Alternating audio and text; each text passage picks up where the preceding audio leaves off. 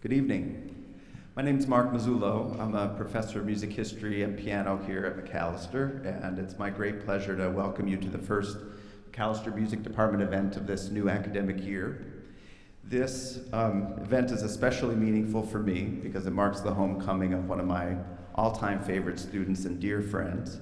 I first met Luis Gabriel Mesa Martinez in the fall of 2003 when, as a first-year student at Macalester, within the first couple days of arriving on campus, he made an appointment to come see me in my office and made quite an impression.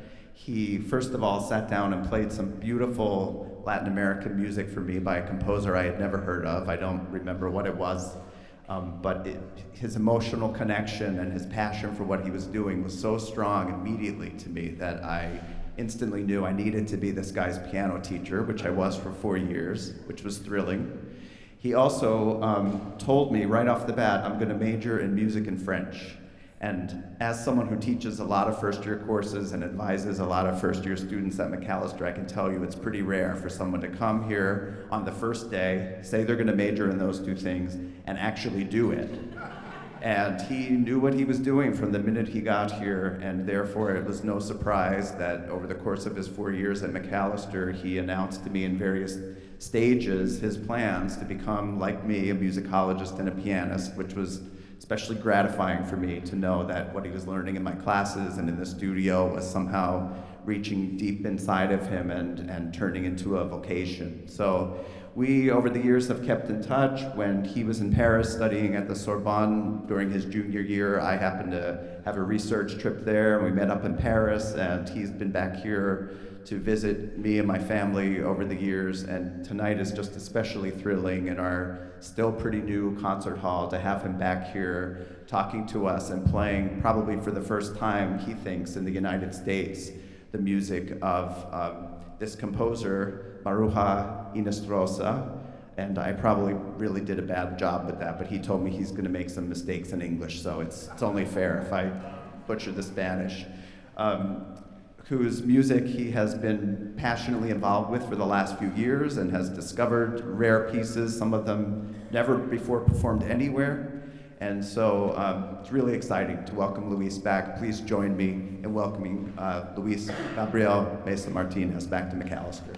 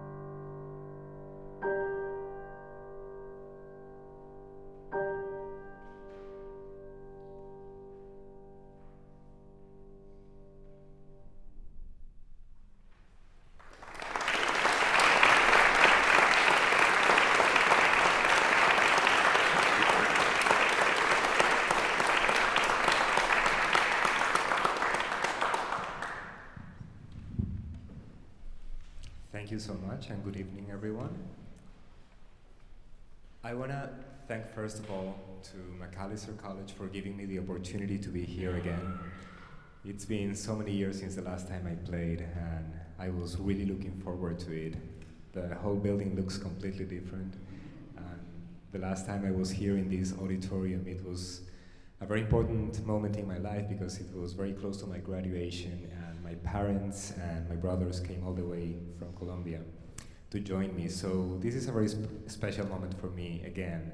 I hope it's not the last one. I wanted to share some of this Colombian music that I have been working on for the last few years by a Colombian composer from the same hometown where I come from. It's Pasto. It's in the very south of Colombia, close to the border with Ecuador. So I wanted to show you first on the map, the region that you are seeing there in orange is Nariño. That's the name of the province. That explains the title of the presentation, Nariño, Identity Through Her Piano. And I want to show you a few pictures of the region too. That's the capital city of Nariño, that's Pasto, where I come from. And this is where Maruja Hinestrosa was born in 1914. Actually, one of the reasons I ended up publishing a book about her last year was to commemorate the first 100 years since her date of birth in this city. You can see the volcano behind the city. It's an active volcano, but there is nothing to worry about, at least so far so good. There you have another picture of the volcano. One of the many temples, Catholic temples that the city has. It's a very Catholic and conservative city, which makes it very interesting to realize the type of music that Maruja Hinestrosa wrote in times that were even more conservative than nowadays. So I'll tell you a little bit more about that in a few minutes. This is another place that's only 20 kilometers away from the capital city. This is the Cocha Lake. It's a very beautiful place, and I'm showing you this because these places were the source of inspiration for Maruja Hinestrosa and for many composers in the area to write music. Let's say it's kind of nationalistic kind of music. So they have given some of their works the titles related to these different places. I will show you a few examples later. And then there is one more. This is a beautiful temple in the very south of Nariño. It's just 10 minutes away from the border with Ecuador. The church is called Las Lajas, and it's a very important place for the Catholic Church, and it's right there close to Ecuador. One of the reasons that I'm mentioning Ecuador so much is because one of the main arguments in my book was to find the relationship between Nariño identity and Ecuadorian identity in terms of music, for example. There are different types of discrimination between the two countries, and especially in this area around the border, people try to make a big statement about the differences between Ecuador and Colombia. But when it comes to music, you can realize that, of course, there are certain differences, but there are many things that we have in common. So that's one of the main ideas that I try to portray in my book. After these pictures, I wanted to show you the logos of the main institutions that supported my work. So I want to give them credit, of course. Up there you can see the government of Pasto. They were very important in this research because they did most of the funding for the publication of the book. And the book comes also with a CD where it's not only me playing on the piano, but also many other musicians that I will show you later. They joined me because I made different chamber arrangements. So it's not just piano, we also included flute, cello, and a few other instruments. Then below that, you see the logo for Fondo Mixto de Cultura de Nariño. We could translate that as the Joint Cultural Fund of Nariño, and they were the editors of the book. And then one of the reasons that why I'm here in Minnesota today is also thanks to the support of the Ministry of Culture of Colombia. So you can see the logo below that, Min Cultura, and then the National Library of Colombia. They are supporting my new research right now because I'm about to publish a new book.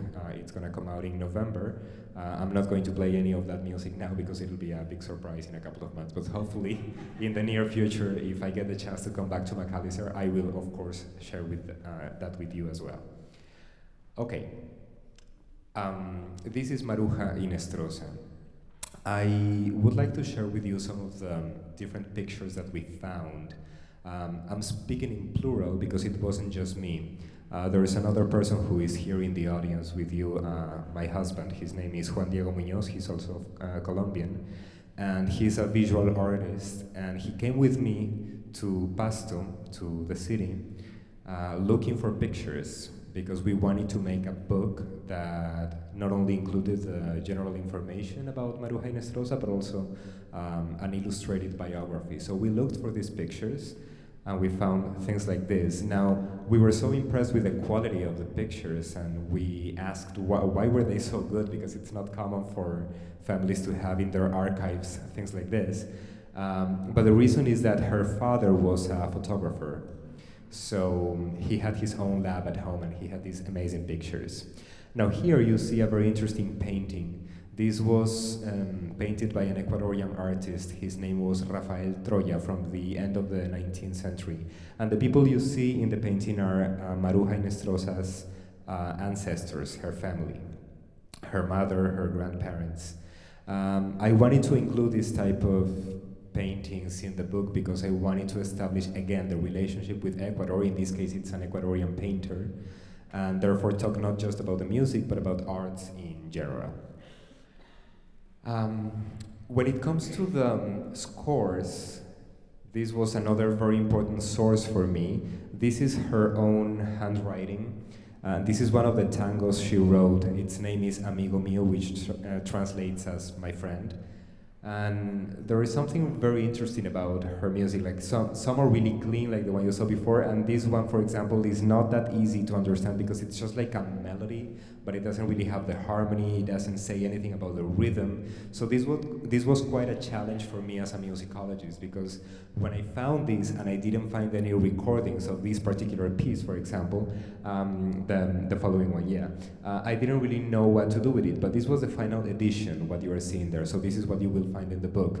Now, when I saw the melodic patterns, for example, even though I didn't have any information about the rhythm or anything else, I realized they were very similar to an Ecuadorian dance known as Sanjuanito.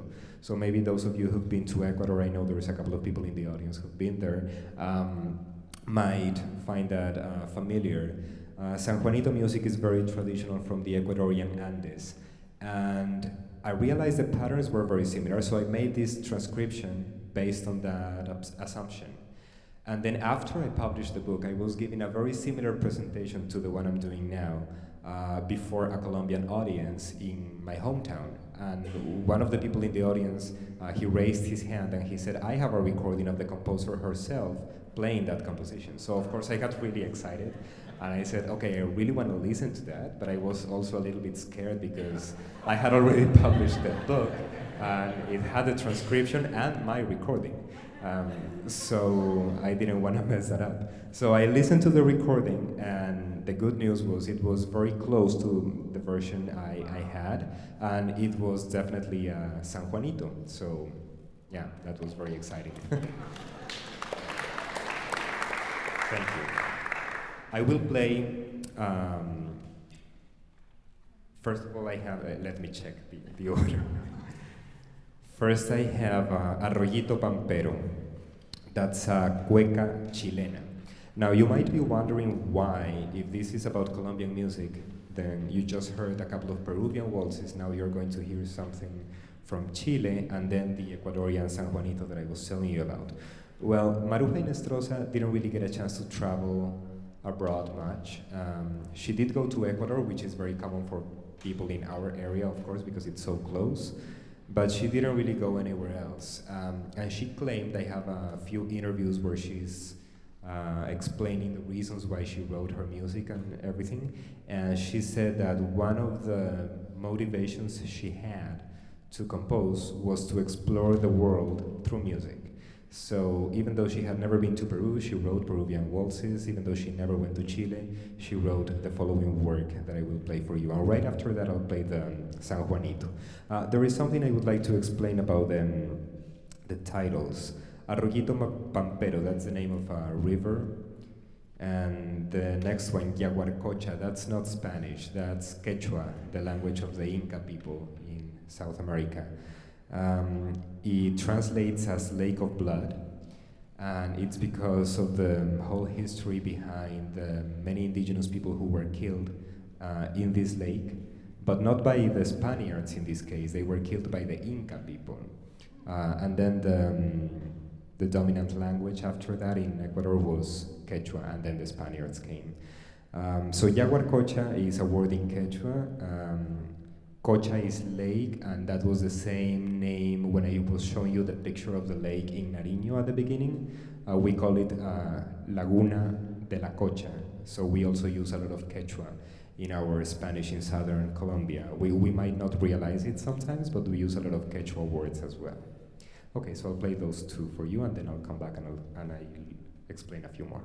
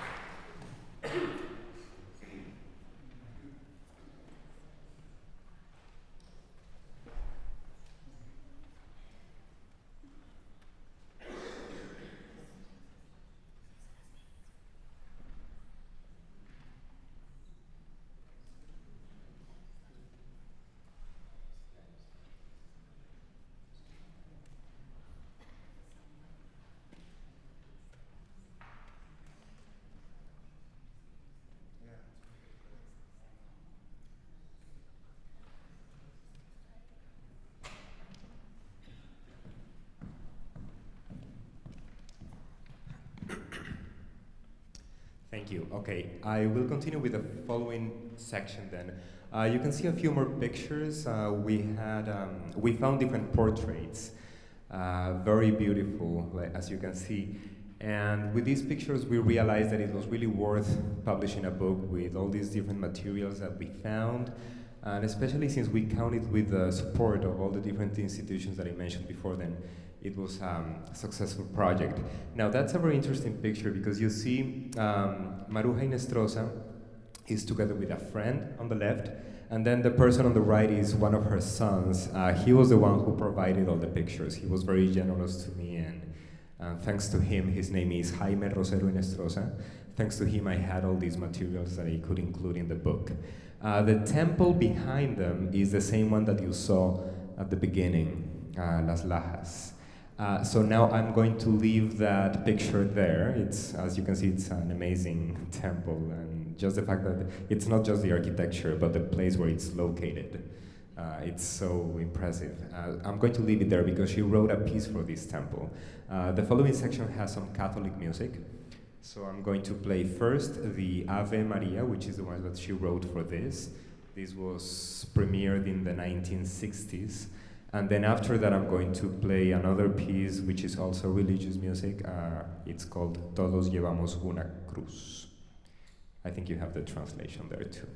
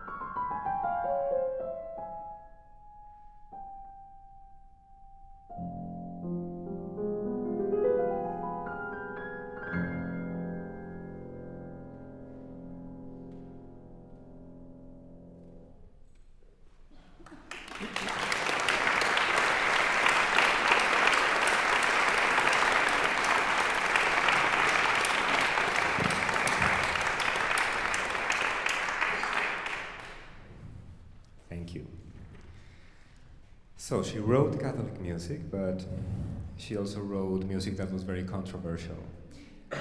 For example, we have coming up two tangos. As many of you know, tango is music that is often associated with Argentina and Uruguay, but its history comes mainly from lower class neighborhoods, especially in Montevideo and Buenos Aires, the capital cities of those two countries. And it is frequently associated with prostitution in the first stages of development of this music. But it's interesting to see how, at the beginning of the 20th century, many different singers recorded tangos and they were spread all over the world. And of course, they came to different parts of Latin America. And Colombia is also a country of tango, especially cities like Medellin. Medellin is the second largest city in Colombia. It has a lot of tango music. But what I found really interesting when I was writing this book was the fact that even though there is some research about tango in Colombia, none of this research had ever mentioned Nariño, the region that we are talking about. And I found a book, no, it was actually an article by a very important ethnomusicologist from Colombia. Her name is Carolina Santa Maria. She is one of the specialist academics in tango music in Colombia.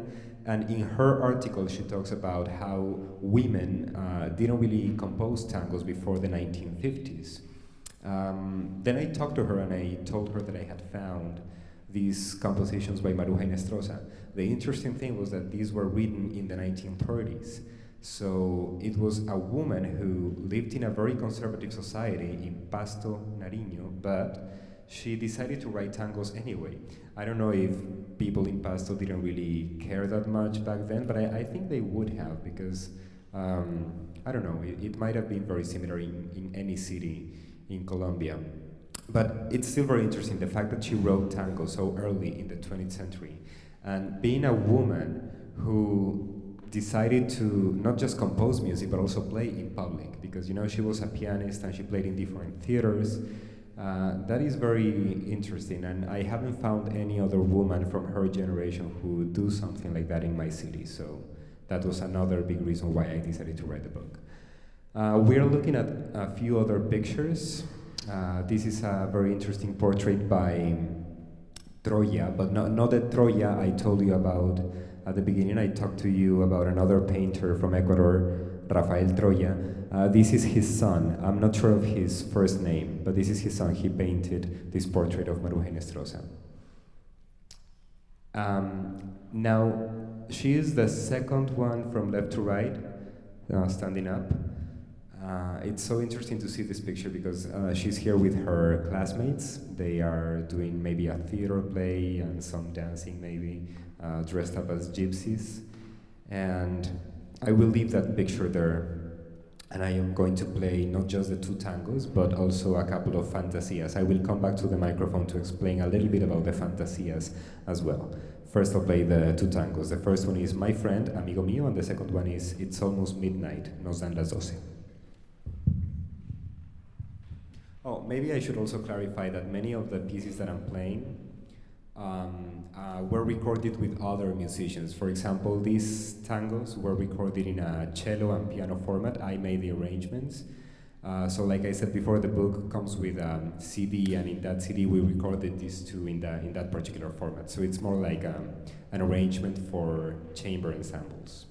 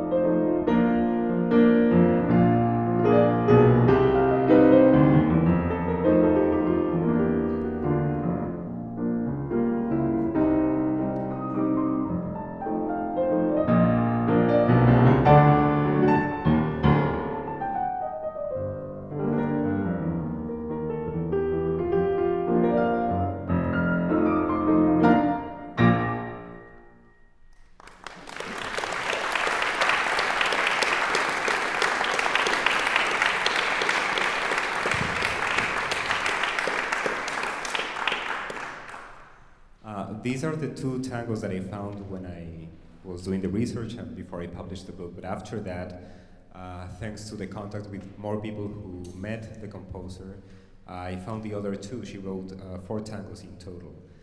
So hopefully if I make a new edition of the book and a new CD, I will include, of course, the new works that I have been finding after the publication of this first edition.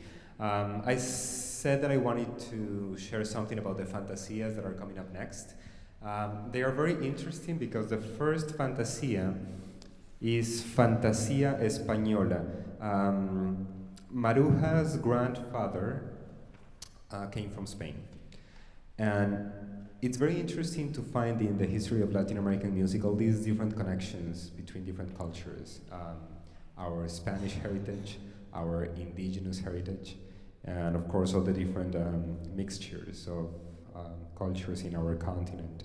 So the next section is very interesting because first of all we have the Spanish fantasia and then we have the Colombian one. In the Colombian fantasia you will hear different rhythmic references to traditional Colombian dances.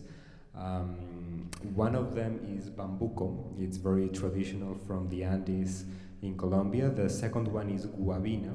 It's a little slower.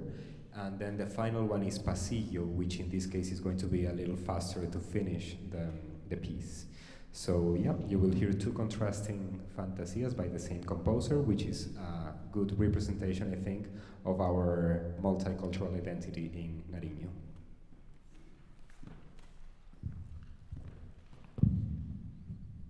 Oh, then there is one more thing that I would like to say about these 2. When I was doing this research, I read a lot about feminism in musicology. And different authors that I read, like for example Susan McClary, they tried to find the different challenges in piano music or chamber music written by women, especially European women. And one of the reasons for that was to see that music written by women was, of course, as challenging as music written by men. However, there are many stereotypes that you will find in all kinds of literature, where you will read that maybe the music written by women is more delicate and it's mostly music for the ballroom dances and things like that. And I wanted to break that stereotype, of course, with Maruja Hinestrosa, so I was looking for those compositions that were more challenging and, of course, aggressive for the piano. And I think you will hear those features in these 2, so I think that's also something important to mention as well.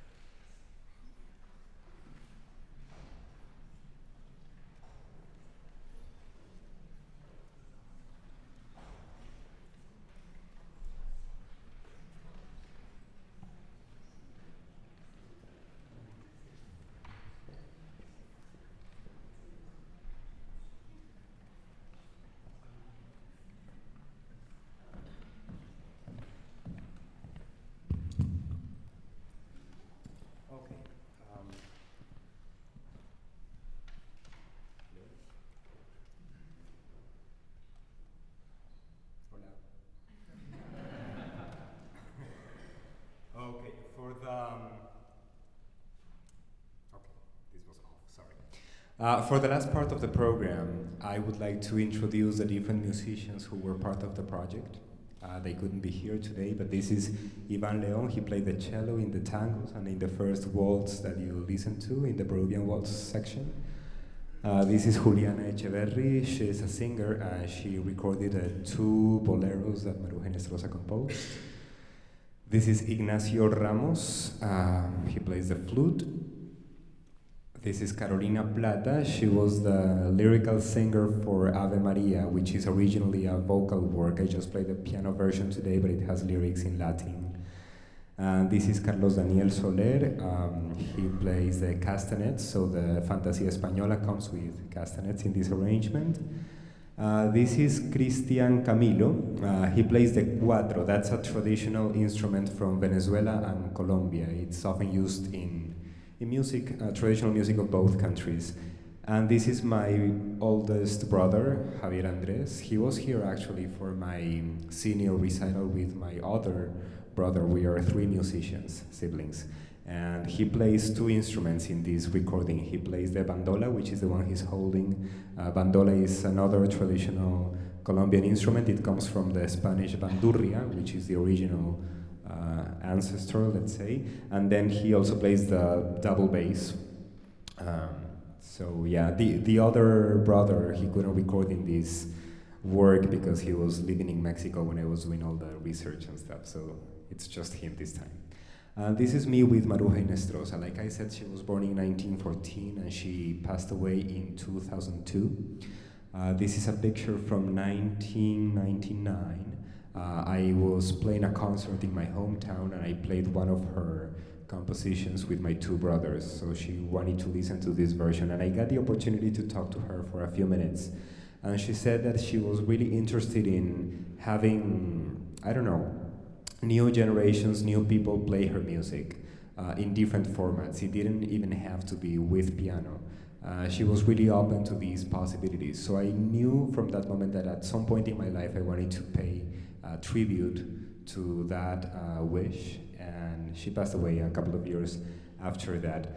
But I wanted to say that now that I'm talking about this, how she became a source of inspiration for me to eventually write a book and play her music. I would also like to mention that another very important reason for me to do this was all the different things that I learned here at Macalester. When I came here, I didn't even know what musicology meant until I met Mark Mazullo. And he was saying at the beginning of this presentation that we had that first encounter and I played the piano for him. That was a very special moment for me too. But then when I took his first music history class, I just fell in love with musicology. I didn't really understand what it meant, but I knew that that was going to be the path for me. I wanted to do the same at some point of my life. I wanted to become a music history professor and not stop playing the piano, just like Mark. So when I did my 4 years here at Macalester, he was also a very important inspiration in my career and my life, and that's why I decided to go to France for 1 semester, and I did musicology there at the Sorbonne. And then I moved to Spain to get my master's and my PhD also in musicology, but it was Hispanic musicology in this case. I knew that at some point in my life I wanted to go back to Colombia to do some musicological work there.